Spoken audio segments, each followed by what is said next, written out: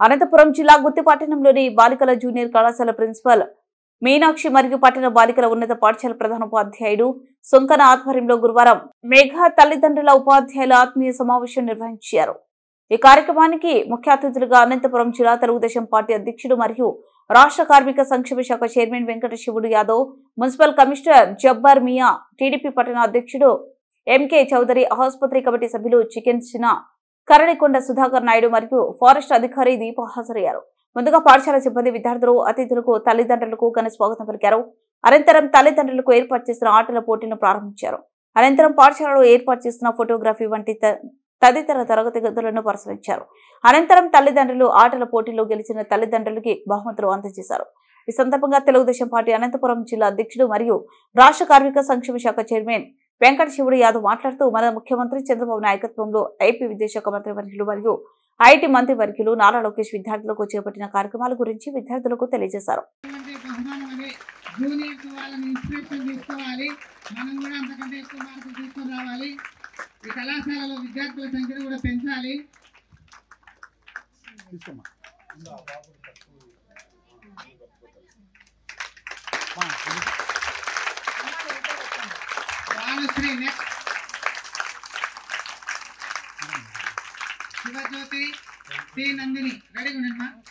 రాష్ట్ర ఉప ముఖ్యమంత్రి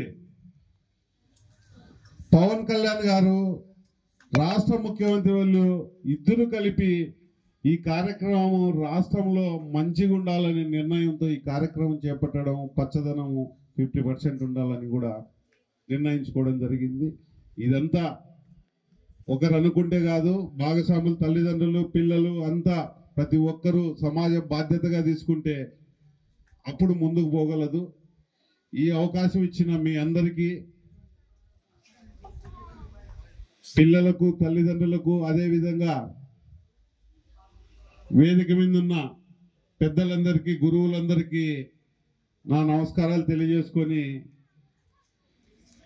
సెలవు తీసుకుంటూ మీ అందరి ఆశీస్సులు తీసుకుంటున్నాను. కాబట్టి కొన్ని విషయాలు మేము చెప్తాము. నా స్పీచ్ కాదు ఇది. హాస్టల్లో అకామిడేషన్ లేదు. హాస్టల్ చాలా కంజెస్టెడ్ గా ఉంది. ఈ సందర్భంగా హాస్టల్ మేడమ్స్ ఇద్దరిని ఇన్వైట్ చేస్తున్నాము. వన్ CCWO రంగమ్మ మేడం గారు స్టేజ్ మీద రండి. Another one Rajeshwari madam, hostel warden. 100 కెపాసిటీలో వాళ్ళు దాదాపు 200 మెంబర్స్ దాకా అకామిడేషన్ ఇచ్చినారు. కానీ పిల్లలు ఏదో విధంగా హాస్టల్ పైన కొన్ని 2 రూమ్స్ అన్నా పడితే, లేదా కొంచెం పక్కన వాళ్ళు కట్టుకోవడానికి మీరు అవకాశం ఇస్తే, మీరు పెద్దలతో మాట్లాడి మీరు నిర్ణయం తీసుకొని మనకు ఆ అకామిడేషన్ కల్పించాలని. పిల్లలు చాలా మంది ఫెసిలిటీ లేక టీసీలు తీసుకొని వెళ్తున్నారు. ఏమంటే హాస్టల్లో మాకు లేదు, ఫెసిలిటీ లేదు, అకామిడేషన్ లేదు అని చెప్తున్నారు. కాబట్టి ఇది మీరు దృష్టిలో ఉంచుకొని మాకు ఇంకా స్ట్రెంత్ బాగా వస్తుంది. ఎందుకంటే గర్ల్స్ జూనియర్ కాలేజ్ కాబట్టి స్ట్రెంత్ బాగా ఇంప్రూవ్ అవుతుంది.